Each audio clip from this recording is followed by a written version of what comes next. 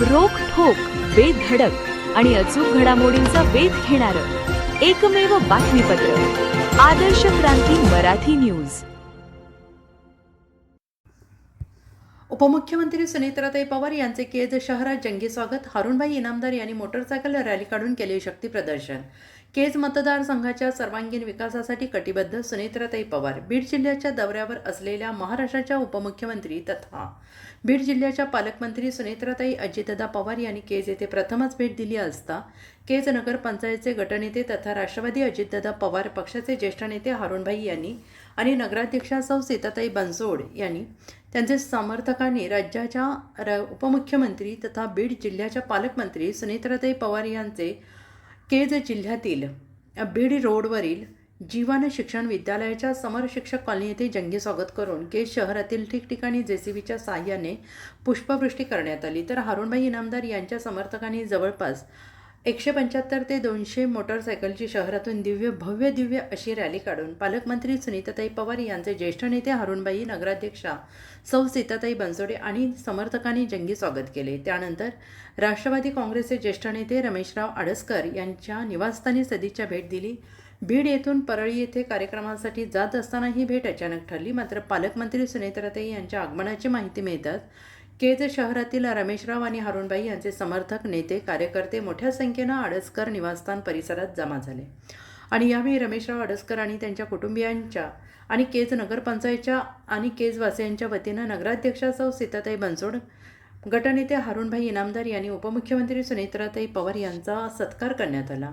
या भेटीदरम्यान रमेशराव आडसकर यांनी केज तालुक्यातील आणि मतदारसंघातील शेतकरी नागरिक यांच्या समस्या मांडून त्या पूर्ण करण्याच्या मागणीला उपमुख्यमंत्री सुनेत्राताई यांनी येत्या काळात नागरिक, शेतकरी यांच्या समस्या सोडवून विकास कामे पूर्ण करण्याचे आश्वासन दिले. तर केज शहराच्या विविध विकास कामांसंदर्भात सकारात्मक चर्चा झाली. केज शहरातील विकास कामांसंदर्भातील प्रश्न लवकरच सोडवून मोठ्या प्रमाणात निधी उपलब्ध करून देण्याचे पालकमंत्री सुनीताताई पवार यांनी नगराध्यक्षा सौ सीताताई बनसोड, गटनेते हारुणभाई इनामदार यांना आश्वासन दिले.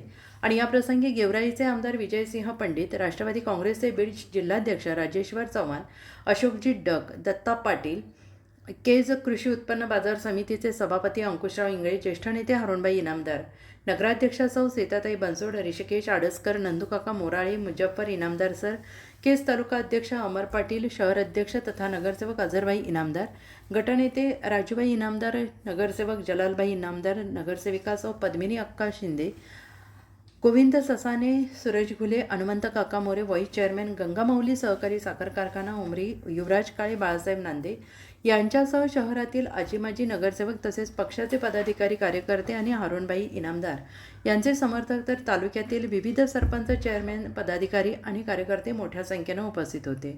आणि यावेळी उपस्थित कार्यकर्त्यांशी संवाद साधताना सुनेत्राबाई पवार यांनी म्हटलंय की बीड जिल्ह्याचे पालकमंत्री म्हणून मी जबाबदारी स्वीकारली असून जिल्ह्याचा सर्वांगीण विकास आणि सुरक्षिततेच्या दृष्टीने प्रभावी काम करण्याला माझे प्राधान्य राहील. तसेच रमेशराव आडसकर यांच्या मागणीनुसार केज तालुक्यातील विकासाचे काम पूर्ण करणार असल्याचं त्यांनी म्हटलं आहे. त्याचबरोबर केज शहराच्या विकास कामांसाठी भरघोस निधीची तरतूद करणार आहे.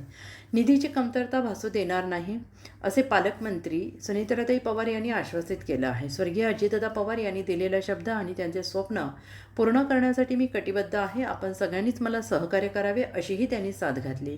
दरम्यान स्वागतासाठी मोठ्या संख्येनं नागरिक आणि कार्यकर्ते उपस्थित राहिल्याबद्दल त्यांनी सगळ्यांचेच आभार मानले.